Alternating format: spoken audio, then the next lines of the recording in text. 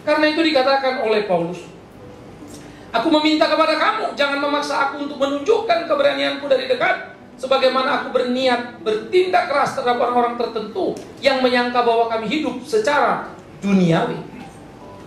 Mulai dia bergeser, memang aku gagap, tetapi jangan kemudian kalian memaksa aku untuk kemudian menunjukkan kerasku di dalam diskusiku denganmu. Ya.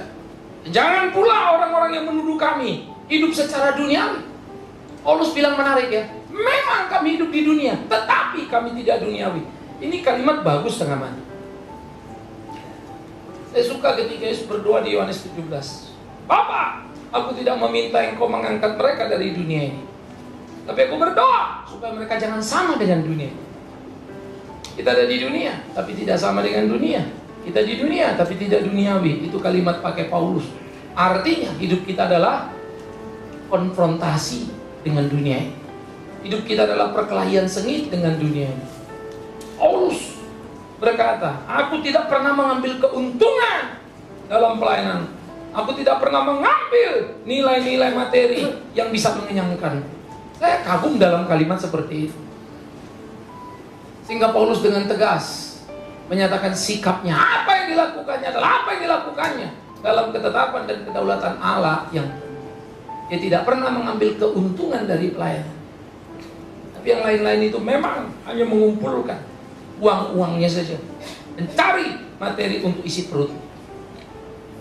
Sebetulnya kan waktu Paulus ngomong gitu kan konfrontasinya kan keras sekali.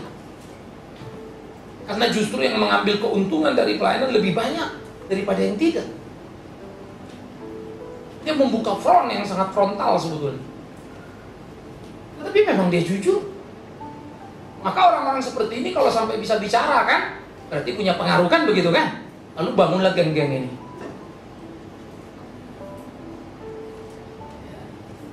Saudara, ini menjadi perkara tidak mudah.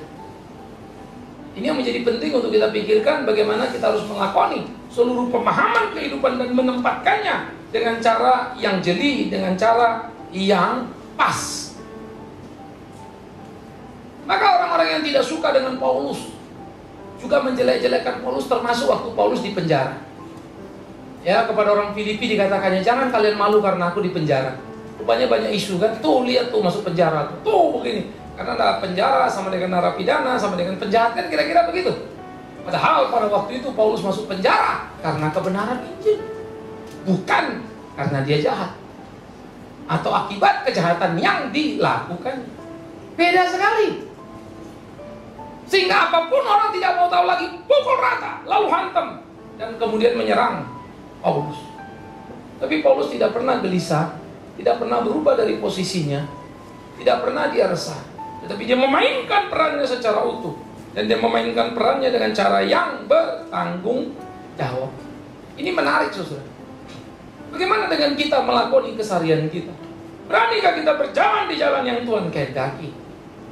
Dengan badai kencang yang bertiup dan minus keuntungan materi. Karena yang lain mendapatkannya atas nama berkat ilahi. Ini memang jadi susah ya. Gilanya lagi, yang ini justru tumbuh subur. Paulus malah terkubur dan masuk ke penjara. Yang kerja pelayanan cari materi malah nggak masuk penjara tuh. Karena mereka lihai berkompromi. Mereka bisa membayar kepala penjara supaya mereka tidak dimasukkan. Paulus tidak. A untuk A, B untuk B. Akibatnya benturan dengan dunia, bukan? Akibatnya kesulitan. Tapi Paulus berkata seperti kepada orang Filipi, ketika dari penjara dia tulis surat, bagiku hidup Kristus, mati dan keuntungan. Penjara bukan persoalan. Waduh. Kita melihat karakter yang tegas, jelas dari seorang Paulus.